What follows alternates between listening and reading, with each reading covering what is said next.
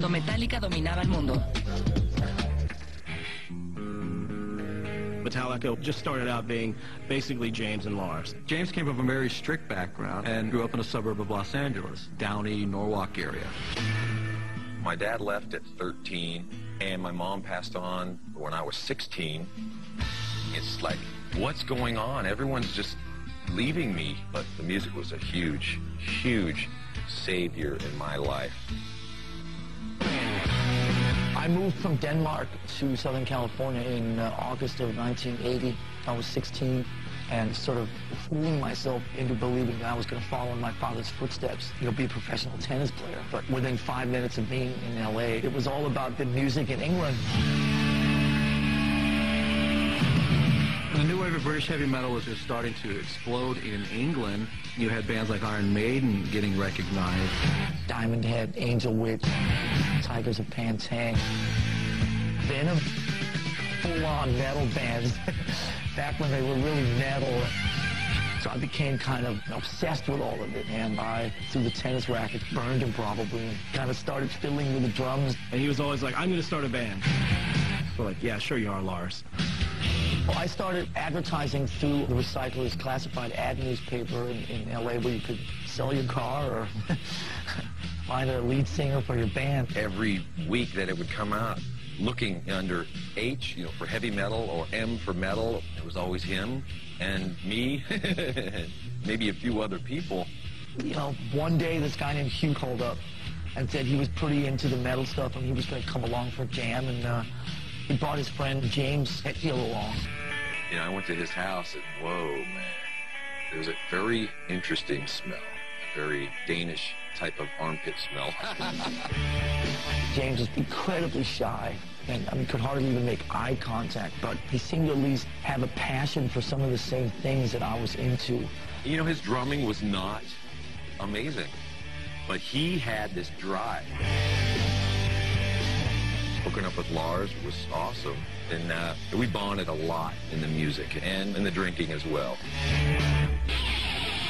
We worked on this song called Hit the Lights. He played bass and guitar, I played the drums, and he sang.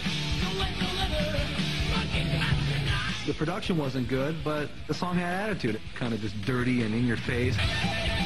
And we called the band Metallica, and that was really the beginning of it. The next guy that came in the band was Dave Mustaine. Dave was an amazing guitar player. He could shred. He was doing some amazing solos. He was the guy that could really play his instrument. None of the other guys really were that good, but Dave also liked to party a lot. He out-partied the rest of Metallica. It was San Francisco Metal Night at the Whiskey in L.A., and me and James went down there. And we looked down on the stage, we heard this wild solo going on.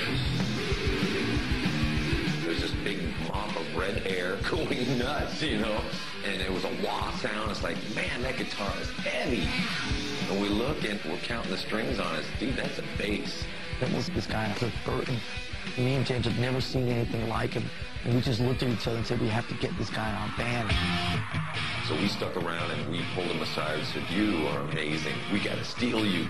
Basically, at the end of the day, he said, I like you guys, but you guys are going to have to move up to San Francisco. Absolutely. We were ready to get out of L.A. L.A. sucks! Even in '82, L.A. still was such a pansy-ass environment for metal.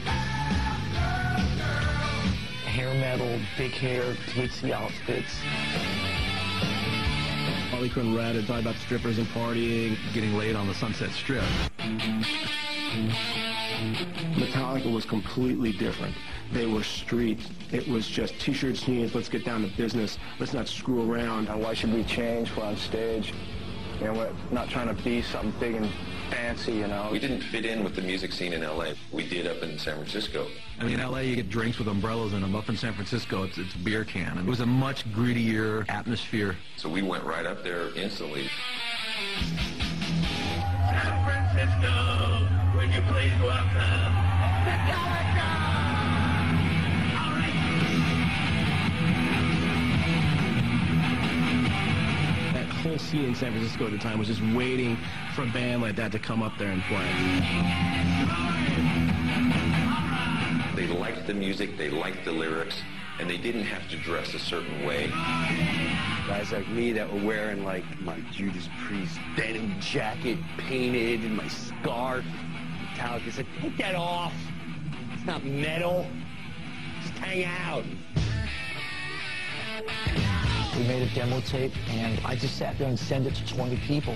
And then those 20 people, each send it to another 10 people. Somebody came into our store, Rock and Roll Heaven, in East Brunswick, New Jersey, and basically handed off a cassette for us to play. And the second we heard the first notes, we were blown away. Well, Johnny Z started a record company called Megaforce and basically called them up and said, hey, if you guys come to New York, I'll do a record. So they were like, sure, let's do it. He paid for us to drive all the way out with our gear in a U-Haul trailer.